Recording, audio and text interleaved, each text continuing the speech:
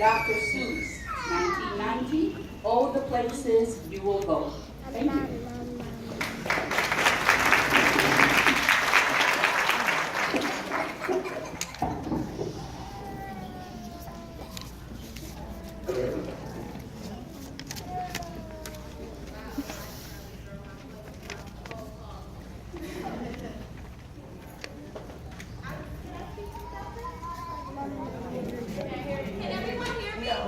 No.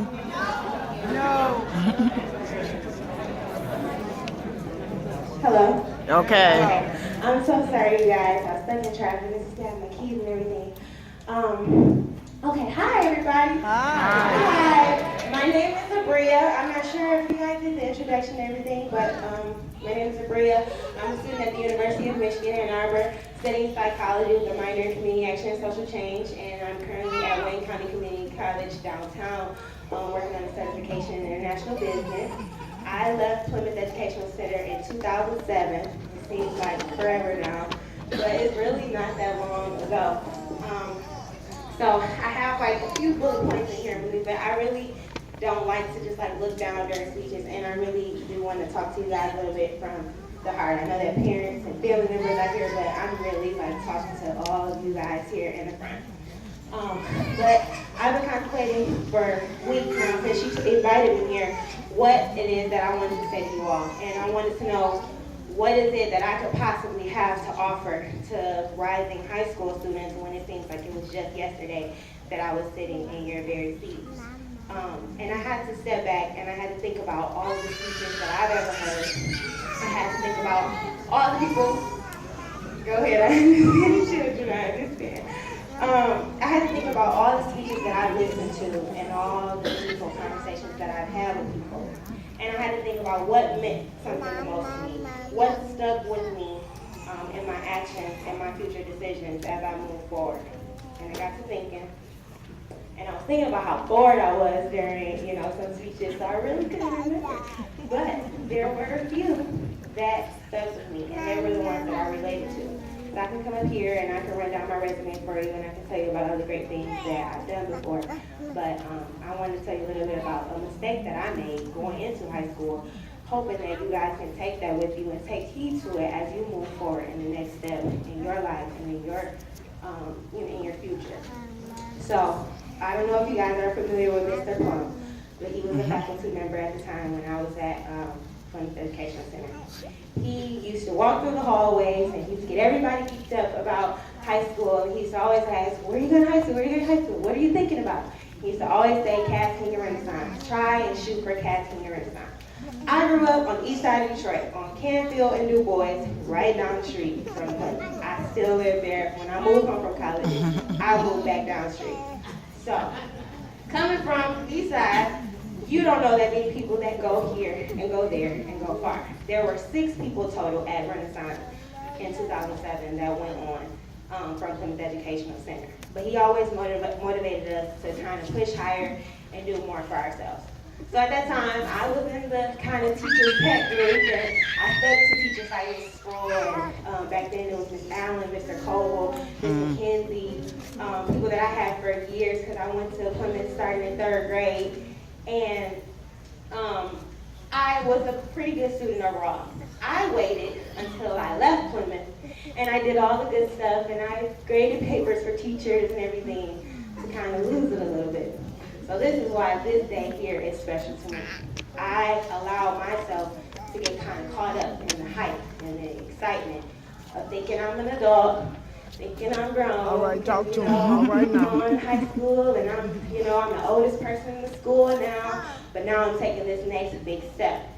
I was distracted by boys. I wanted to be grown. Talk. You come from Plymouth Educational Center where acceptance goes on a rolling basis, and when you get to high school, you see so many new people and so many new faces, and you want friends, you want to do things, and I got caught up in all of that. It wasn't until my junior year that I realized that the principal knew my name, that I would get in trouble, and that my grades were not up to par. And I was skating and sliding through Renaissance. And I realized that my junior year. So I went 3 years, and that was when I picked up a college application realizing that my GPA was not up to par. I was not doing the things that I did at Plymouth Educational Center. My teachers knew my name. I wasn't in trouble because I was still kind of a teacher's pet, but I slipped and I slid and all the way through it. But when I sat down and I made the decision that I wanted to go to the University of Michigan, I had, I want to say a 2.5 GPA. I had a lot of people telling me to be realistic about the people that I was competing with for those slots. My guidance counselor told me that I needed to be realistic about the students and the smarter kids that I was going after a slot for University of Michigan too. So at that time, I had to make the decision for myself, not my mother, not my sisters, my auntie, cousins, anybody. I had to make the decision for myself what I wanted to do from that point on. So I spent the last 2 summers of my high school years in summer school, repeating classes that I took in 9th and 10th grade to get my grades back up so that I could go to the university that I wanted to go to. All right, talk, girl. Talk. I wrote a total to the University of Michigan in attempts to try and get in. One, explaining all of the disciplinary actions that I had accumulated and the excessive drop in my GPA. I had to explain that to them when it came down for me to go where I want. And I didn't have a plan B. I didn't apply anywhere else. I was just skating on the women's dream, and I knew that's where I wanted to be. And when it came down to it, I applied, and I got deferred. I cried, and I cried, and I cried, because I spent my junior year and my senior year in the summertime at Henry Ford, not at Renaissance, trying to make a grade. And so when it came down to it, I waited another 3 months and I applied a second time. I waited until my final report card of high school come out. And I ended up getting accepted with a $40,000 scholarship. All right. All that to say that I pushed through that time.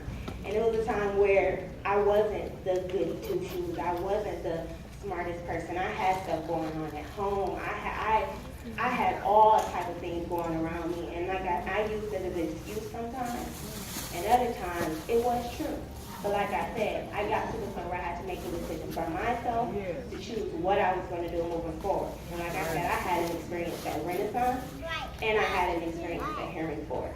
So it doesn't matter where you plan on going from here. You take the opportunity for yourself to know that any decision that you make from this point on is everlasting. Yes. I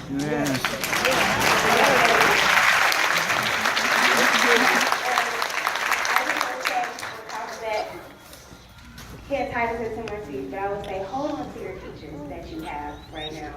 And as you move forward in high school, in college, and wherever you go, really hang on to your teachers, your mentors, anybody that you have that's close to you and really pulling your hand. Like, I was in Junior National Honor Society with Miss Rule, and she took me on my first college tour. That's when I first started thinking about college. And as I got older, those are the people that really helped me. Those are the people that sent me on trips when I didn't have the money to do so. Because like I said, I'm coming from Kansas to Du Bois. So, really hang on to your mentors because you'll never know years later, you're kind of old like me.